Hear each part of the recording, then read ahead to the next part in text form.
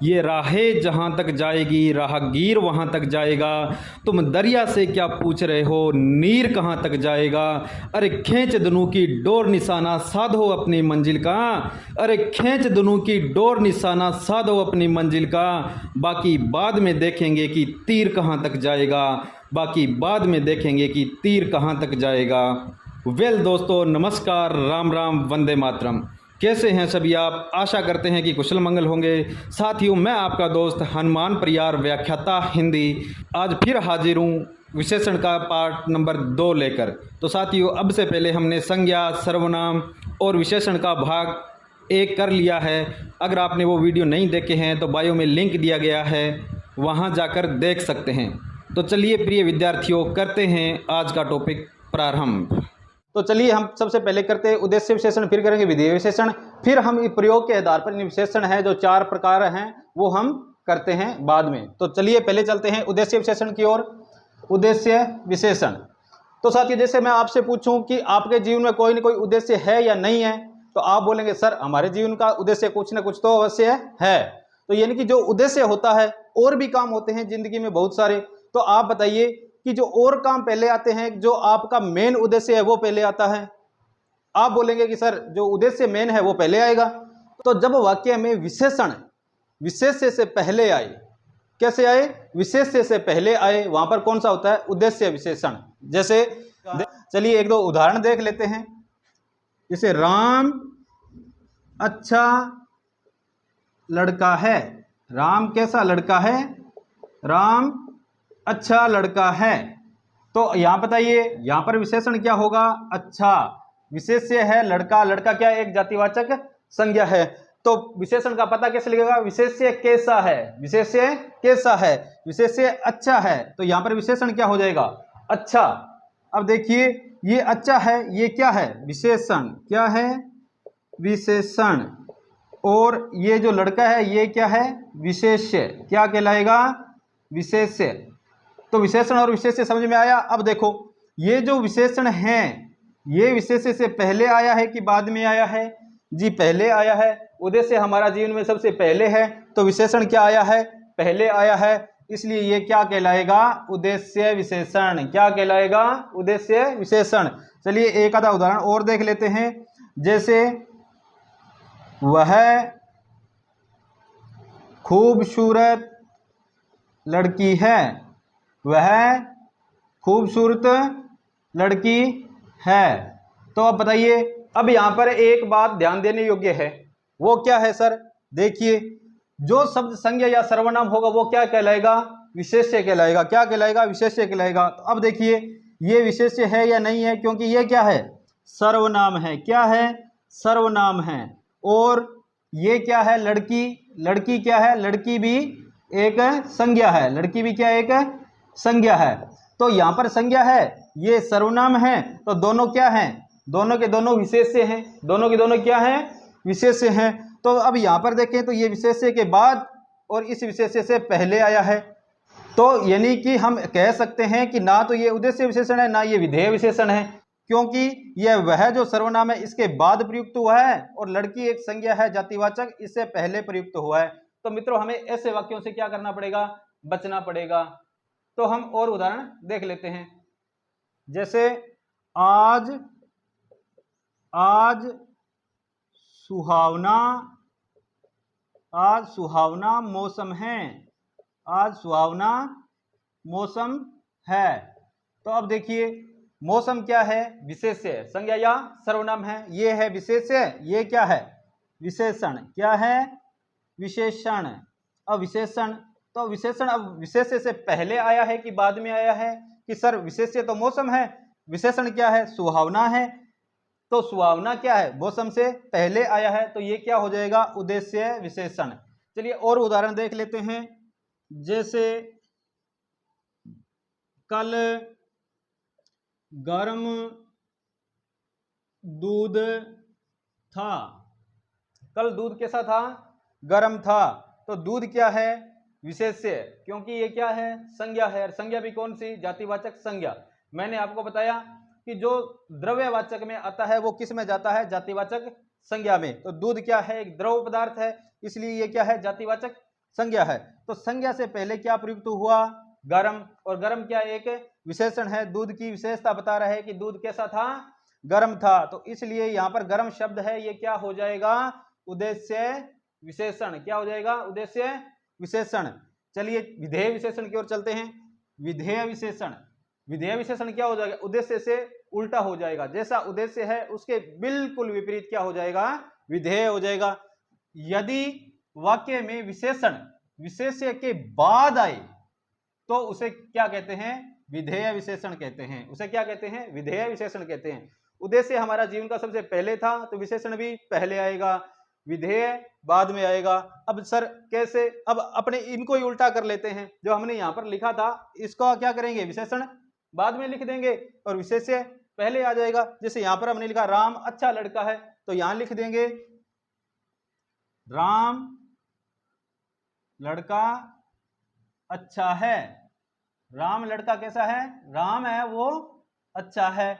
दूसरा वाक्य हमने लिया था आज सुहावना मौसम है, आज सुहावना मौसम है। अब हम इसका उल्टा लिख देंगे। क्या लिखेंगे?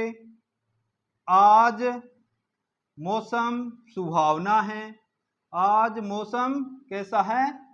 सुहावना है। तो यहां पर क्या हो जाएगा? विधेय विशेषण। क्या हो जाएगा? विधेय विशेषण। क्यों?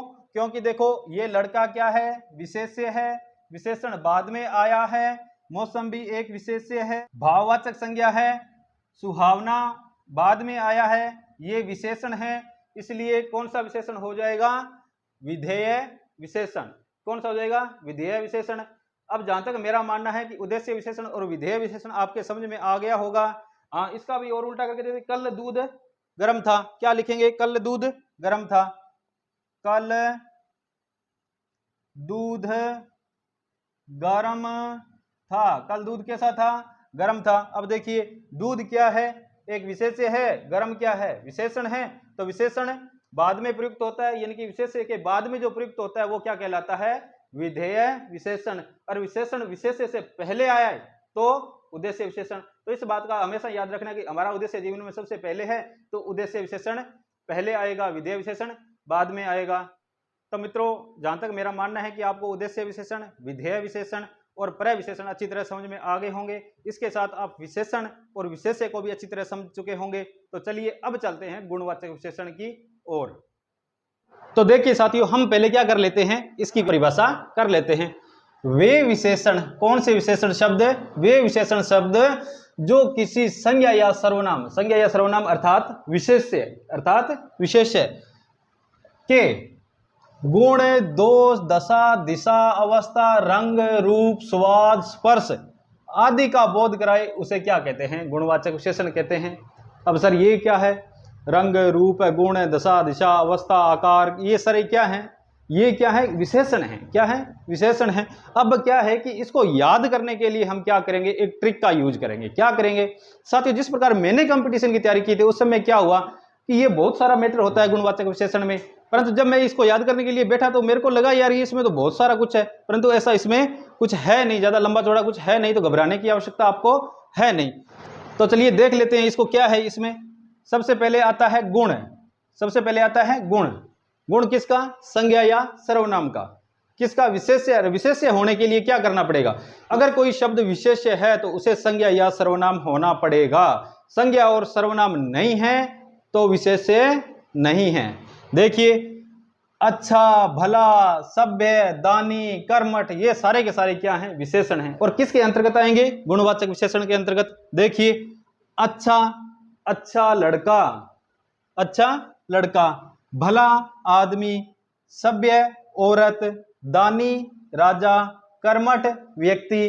तो आगे जब हम संज्ञा या सर्वनाम लगाएंगे तो ये क्या हो जाएगा? विशेष्य। और विशेष्य की जो विशेषता बताएगा वो क्या कहलाएगा? विशेषण।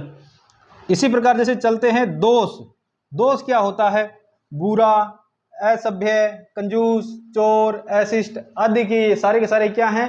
गुणवाचक विशेषण में आएंगे। अब देखिए सर कंजूस है जो, ये क्या है? जी मित्रों कंजूस क्या है? गुणवाचक विशेषण है। क्यों? क्योंकि हम कंजूस को पकड़ सकते हैं। कंजूस को पकड़ सकते हैं क्योंकि भाववाचक संज्ञा और इनमें थोड़ा सा क्या होता है? अंतर होता है। कैसे अंतर होता है? जैसे कंजूस, तो कंजूस क्या है? कंजूस को हम देख सकते हैं, किसी व्यक्ति को देख सकते हैं। मेरी भी एक छोटी सिस्टर है, वो कहा करती है कि भैया आप तो कंजूस हो। मैंने उसका नाम एसपी मैम रखा है, परंतु मैं कंजूस हूं नहीं। कहीं आप सोचो कि सर कंजूस है, कंजूस नहीं हूं मैं। चलिए आगे चलते हैं। जैसे चोर, तो अब चोर क्या है? चोर भी एक गुणवाचक विशेषण है। जैसे एक वाक्य लिखता हूं यहां पर, जैसे चोर क्या हो गया? चोर पकड़ा गया। कौन पकड़ता है चोर को? पुलिस वाले पकड़ते हैं। चोरी करते हैं तो आप करोगे तो आपको ही पकड़ ले जाएंगे, यानी कि चोरी करना पाप है, चोरी नहीं करनी चाहिए। अगर किसी के सामने भी वस्तु पड़ी है और आपने बिना पूछे उससे उठा ली तो जैन धर्म में माना जाता है कि वो चोरी है ना। तो यानी कि सामने अगर वस्तु पड़ी है और उसके आंखों के सामने बिना अनुमति के उठा ली, वो भी एक चोरी के अंतर्गत आता है। तो इसलिए कोई भी किसी से वस्तु लें तो क्या करें? उससे पूछ कर लें। जैसे चोर पकड़ा गया, तो चोर पकड़ा गया, चोर क्या है? किसी व्यक्ति की विशेषता है। चोर क्या है? किसी व्यक्ति की विशेषता है कि वो चोर है। अब सर इसका भाववाचक संज्ञा कैसे बनाएंगे? अब इसका भाववाचक संज्ञा ऐसे बनाएंगे, चोर चोरी करते हुए पकड़ा गया। कैसे पकड़ा गया? चोर चोरी करते हुए पकड़ा गया।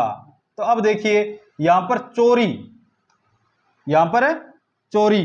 अब चोरी जो शब्द है ना, ये क्या है? भाववाचक संज्ञा है। चोरी को हम महसूस कर सकते हैं, चोरी देख नहीं सकते, चोरी को छू नहीं सकते, चोर को पकड़ सकते हैं परंतु चोरी को पकड़ नहीं सकते, केवल और केवल महसूस कर सकते हैं। अपने देख सकते हैं कि हाँ अपने पास इतना सामान था वो ले गया, अपने पास इतने पैसे थे चोर ले गया।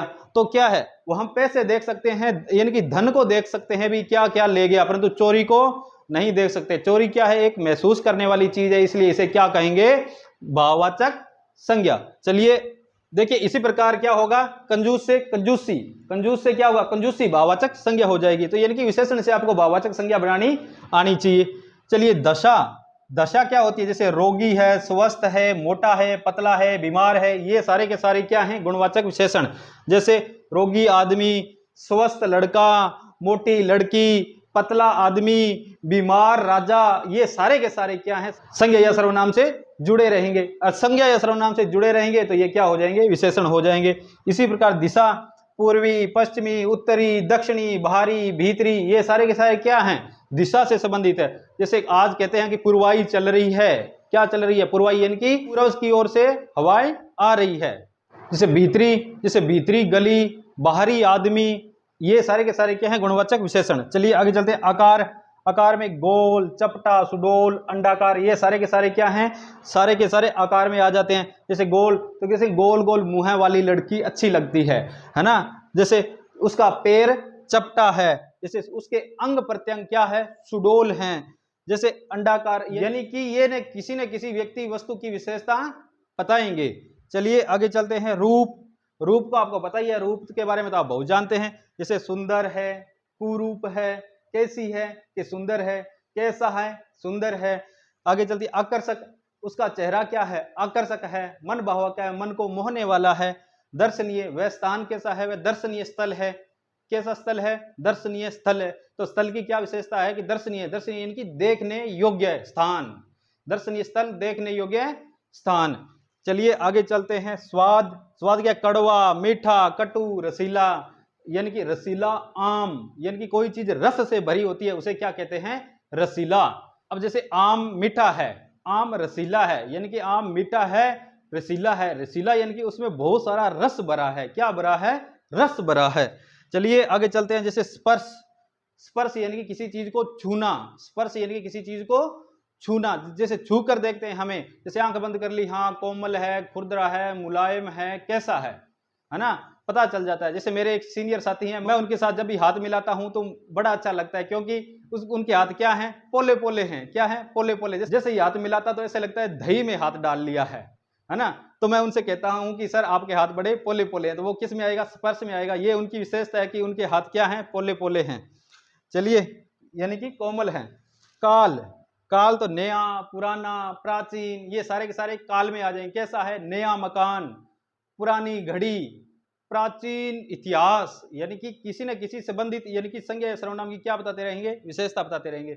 अब हम क्या करेंगे? इसको ट्रिक देखो, मैंने इसको इस प्रकार याद किया कि ये गुणवाचक समझ में आए अच्छी बात है, नहीं आए तो भी ठीक है। जहां तक मेरा मानना है कि अब आपको समझ में आ गया होगा, क्योंकि ये विशेष है कि क्या बताएंगे? विशेषता बताएंगे। इसके अतिरिक्त भी गुणवाचक में और सारे होते हैं, जैसे गंध, सुगंधित है, दुर्गंध है, कैसा है, बदबूदार है, ऐसे ना। भी बदबू आ रही है इसमें, तो ये वो भी क्या है, इसकी किसी न किसी चीज की विशेषता, जैसे सुगंधित फूल, फूल की क्या विशेषता है कि वो सुगंधित है ना। तो ऐसी ऐसी विशेषता बताने वाले शब्द क्या कहलाएंगे, विशेषण कहलाएंगे। अब इस गुणवाचक के अतिरिक्त अपने पास संख्यावाचक, परिमाणवाचक और संकेतवाचक 3 विशेषण और शेष रह गए, वो भी करेंगे।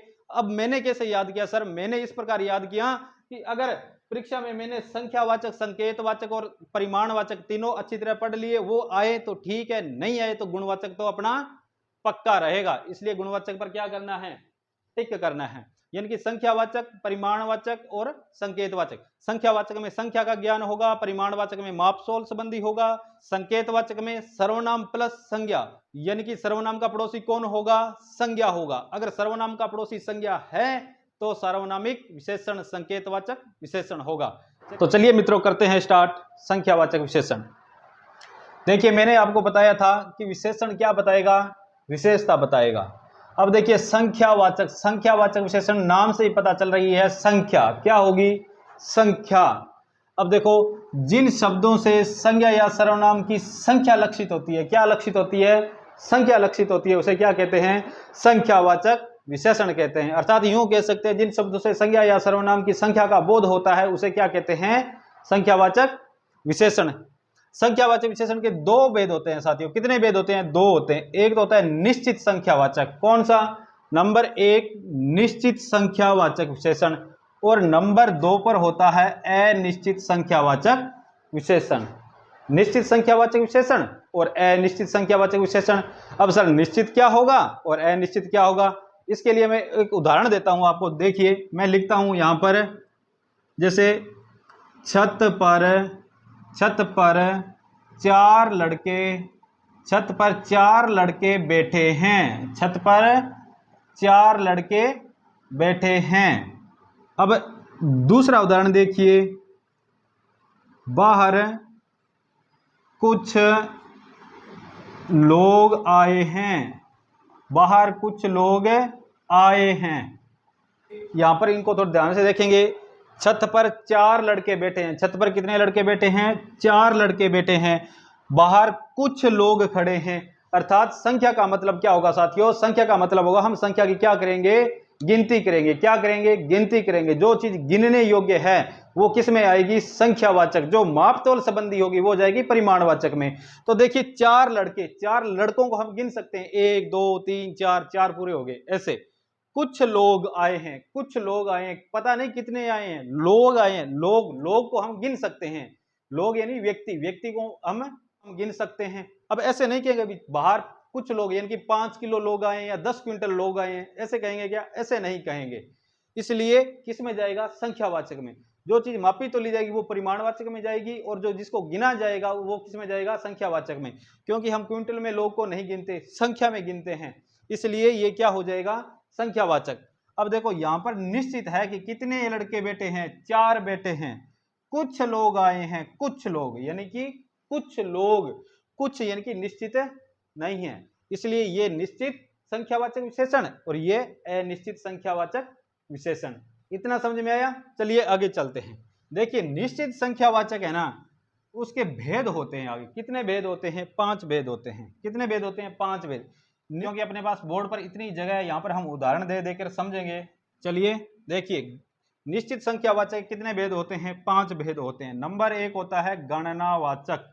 कौन सा, गणनावाचक। गणनावाचक को हम गणना बोधक भी कह सकते हैं, कर्मवाचक को कर्म बोधक भी कह सकते हैं, आवर्तीवाचक को आवर्ती बोधक भी कह सकते हैं, समुदायवाचक को क्या कह सकते हैं, समूह बोधक कह सकते हैं। क्या कह सकते हैं, समूह बोधक। क्या कहेंगे, समूह बोधक, समूह बोधक कह सकते हैं। प्रत्येक बोधक को प्रत्येक बोधक कह सकते हैं। चलिए देखिए सबसे पहले आता है गणनावाचक। सबसे पहले इसको अच्छी तरह लिख लें, फिर जैसे जैसे मैं लिख रहा हूं इसको आप अच्छी तरह लिख लें, उसके बाद हम क्या करें, उदाहरण के माध्यम से इसको समझेंगे। जैसे गणनावाचक, गणनावाचक, गणना का मतलब होता है गिनने योग्य वस्तु, यानी कि गिनने योग्य। अब गणना 2 प्रकार की होती है, एक तो पूर्ण संख्यावाचक और अपूर्ण संख्यावाचक। यानी कि एक तो पूर्ण संख्या होगी, एक अपूर्ण संख्या होगी। पूर्ण संख्या कौन सी होती है सर, पूर्ण संख्या जैसे 1 2 3 4 50 100 1000 ये सारी की सारी क्या है, निश्चित यानी कि निश्चित संख्या है, पूर्णांक पूर्ण अंक में है, यानी कि निश्चित है और पूर्ण अंक में है।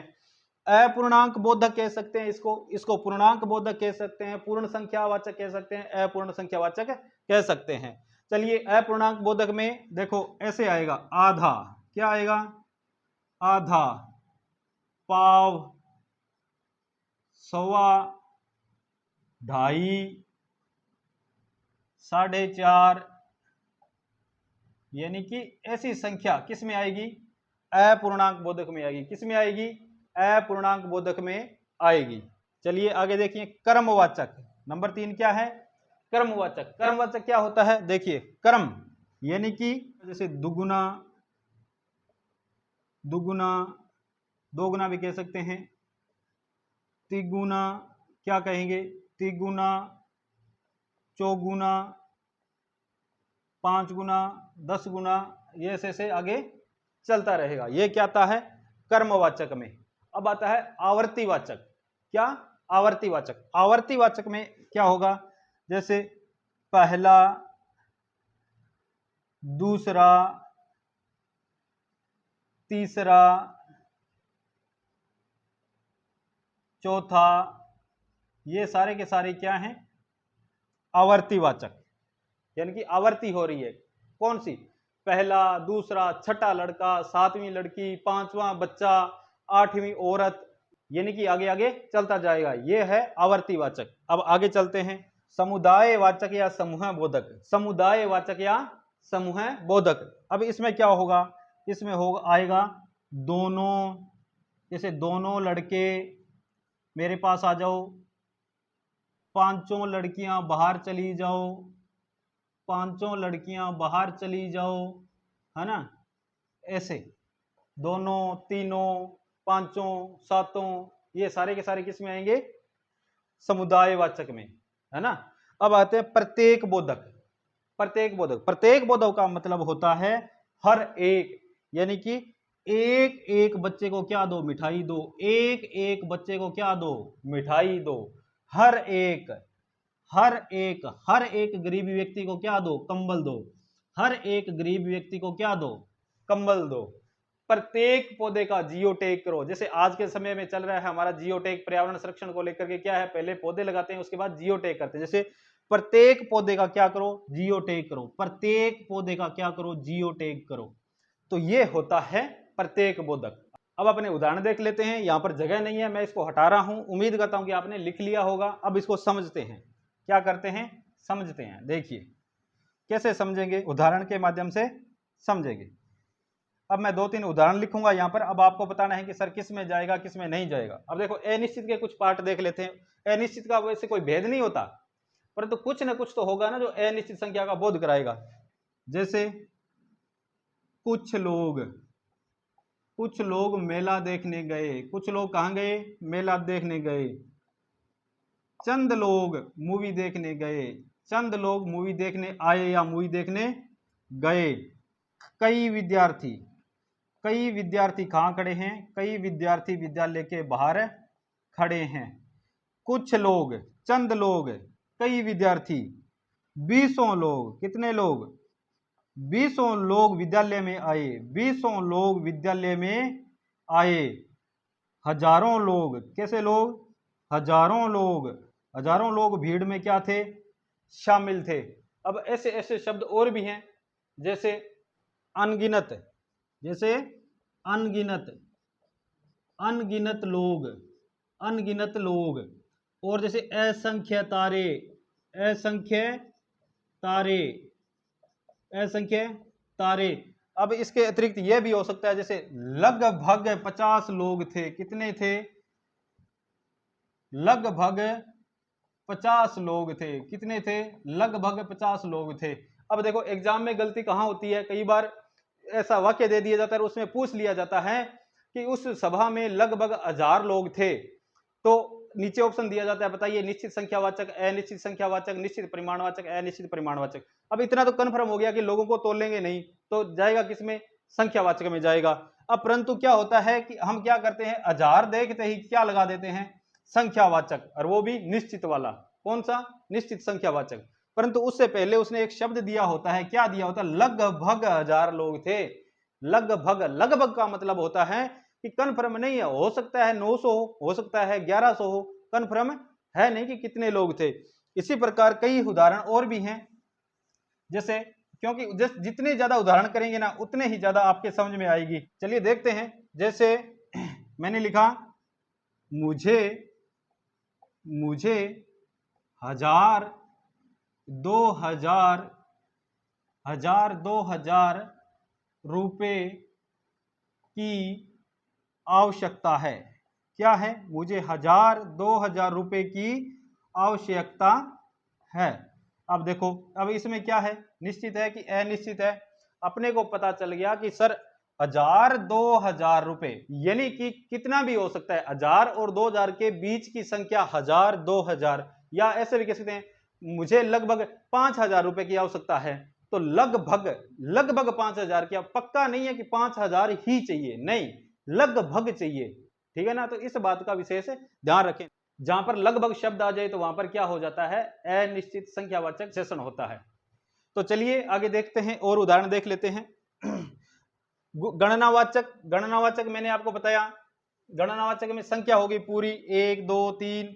जैसे 10 लड़कियां खेलने आती है, तो यहां पर देखो क्या है? 10 लड़कियां, 10 को हम गिन सकते हैं। क्या कर सकते हैं? गिन सकते हैं। इसलिए ये क्या है? पूर्ण संख्या है। क्या है? पूर्ण संख्या है। तो किस में आएगा? पूर्ण संख्यावाचक विशेषण में आएगा। अब देखो 2 नंबर, आधा, सवा, ये सारी की सारी संख्याएं हैं। क्या आएगी? अपूर्णांक बोधक में आएगी। क्या आएगी? अपूर्णांक बोधक में। उदाहरण, जैसे आपके पास जितने रुपए हैं उसमें से मुझे आधे चाहिए। कितने चाहिए? आधे चाहिए। तो आधा चाहिए यानी कि आधे चाहिए। पैसों को तोल के थोड़ी दे, ऐसे थोड़ी ले भी मन तो 5 किलो रुपया की जरूरत है, 5 किलो रुपया दे दे ना, ऐसे नहीं कहते। हम गिन के लेते हैं पैसे को। क्या करेंगे? गिन के लेते हैं। मुझे 2.5 गुना पैसे चाहिए, यानी कि आपने मुझे 100 रुपए दिए, मैंने आप बोला भी इससे 2.5 गुना पैसे मुझे चाहिए, तो आप तोल के थोड़ी देंगे ये लो भी 250 ग्राम तोल के दे दिए, ऐसे तोल कर नहीं दिए जाते। यानी कि जिस चीज को तोलेंगे वो परिमाणवाचक में चली जाएगी। इस बात का ध्यान रखना, जिस चीज को तोला या मापा जाएगा, माप तोल संबंधी जो भी वस्तु होगी वो किस में जाएगी? परिमाणवाचक में। परंतु पैसे को हम गिनेंगे, इसलिए किस में आएगा? संख्यावाचक में। अब देखिए ये अपूर्ण संख्या है। अब आगे चलते हैं कर्मवाचक। कर्मवाचक में 2 गुना, 3 गुना, 4 गुना ऐसे होता है ना, चौगुना, दुगुना, तिगुना, चौगुना, ऐसे ये किस में आता है? कर्मवाचक में। चलिए देखिए आगे देखिए आवर्तीवाचक। आवर्तीवाचक में पहला, दूसरा, तीसरा, चौथा, पांचवा, यानी कि ऐसे संख्या आएगी लास्ट तक, 100वां, 1000वां, ये क्या क्या होंगे? ये सारी की सारी किस में आएगी? आवर्तीवाचक में। जैसे तीसरी लड़की खड़ी हो जाओ, चौथा बच्चा मेरे पास आ जाओ, छठा आदमी आया है, यानी कि ऐसे। अब देखो समूह बोधक या समुदायवाचक। अब देखो पांचों लड़के घर जा रहे हैं, पांचों लड़के घर जा रहे हैं। मैं इसको हटा देता हूं। देखिए पांचों लड़के क्या कर रहे हैं? पांचों लड़के घर जा रहे हैं। पांचों लड़के घर जा रहे हैं। कहां जा रहे हैं? अपने घर जा रहे हैं, किसी दूसरे घर में जा नहीं रहे, अपने घर में जा रहे हैं। अब देखिए पांचों, पांचों निश्चित है कि नहीं है? निश्चित है। पांचों निश्चित है, यानी कि पांचों लड़के, लड़के को गिनेंगे, गिनेंगे तो संख्यावाचक में जाएगा। और पांचों क्या है? 5 संख्या निश्चित है, तो निश्चित किस में चला जाएगा? निश्चित समूह बोधक या निश्चित है समुदायवाचक विशेषण में। चलिए आगे चलते थे। प्रत्येक बोधक। प्रत्येक बोधक का उदाहरण मैंने आपको दिया था। हर एक को मिठाई दो, हर एक को कंबल दो, प्रत्येक बच्चे को किताब दो, यानी कि कुछ भी हो सकता है, ऐसी संख्या आ जाए वो किस में जाएगा? प्रत्येक बोधक में जाएगा। चलिए अब मैं यहाँ पर 1-2 उदाहरण लिखता हूं, आप कमेंट में बताना मेरे को भी ये कौन सा विशेषण है, क्योंकि परीक्षा में ऐसे ही पूछे जाते हैं। चलिए देखते हैं। 2 उदाहरण लिख रहा हूं, एक जैसे लिखूंगा, आपको थोड़ा सा कंफ्यूज करूंगा यहां पर मैं। देखिए कैसे आता है। नंबर 1 आता है, सातों को क्या करो?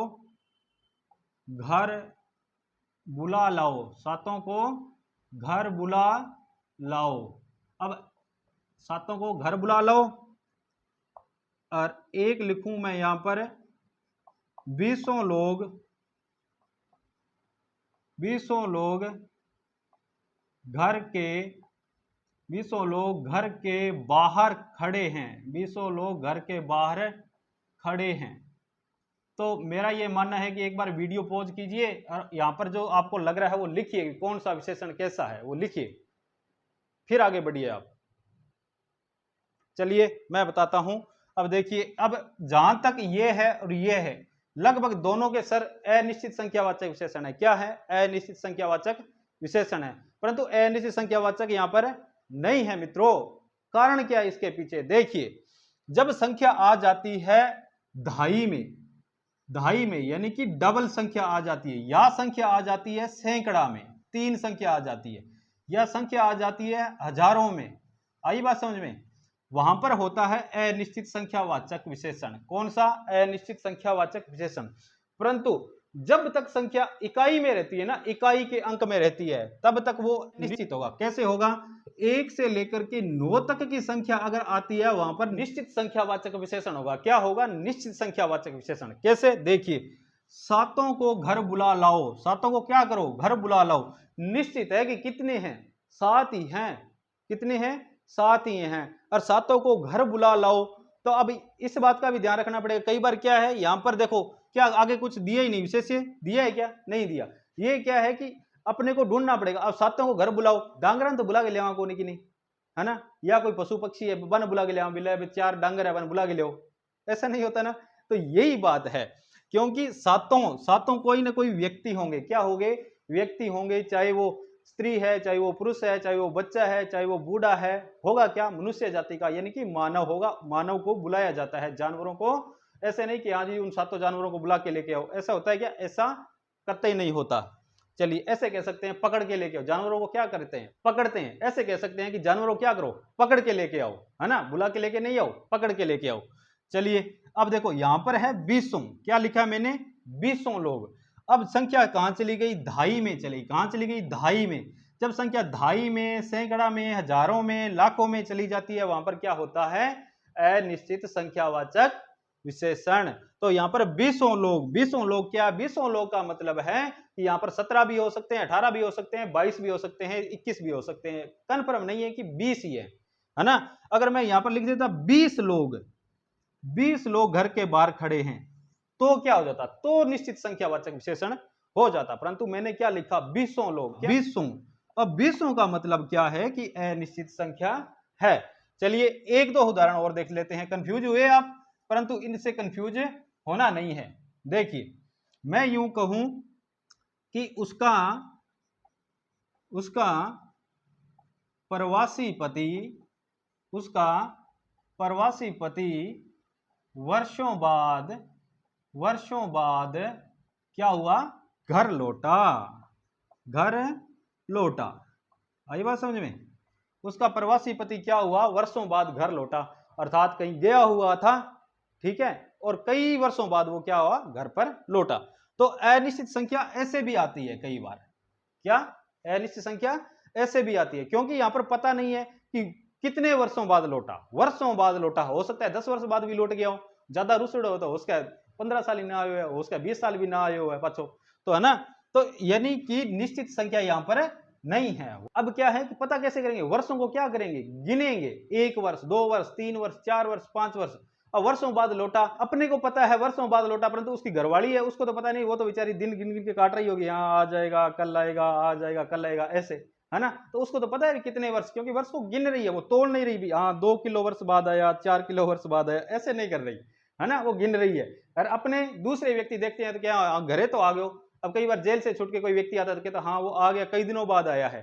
तो दिनों को क्या करेंगे? गिनेंगे। दिनों को क्या करेंगे? गिनेंगे। 1 दिन बाद, 2 दिन बाद, यानी कि संख्या निश्चित नहीं है। दिनों बाद आया है, सालों बाद आया है, वर्षों बाद आया है। हजारों की संख्या में 20 लोग, 50 लोग, बस में लगभग 50 व्यक्ति बैठे हैं, लगभग 50 व्यक्ति बैठे हैं। तो लगभग शब्द आते ही क्या चला जाएगा? अनिश्चित संख्यावाचक विशेषण में चला जाएगा। तो मित्रों, यहां हमारा संख्यावाचक विशेषण समाप्त हो जाता है। अब हम चलते हैं आगे परिमाणवाचक विशेषण की ओर।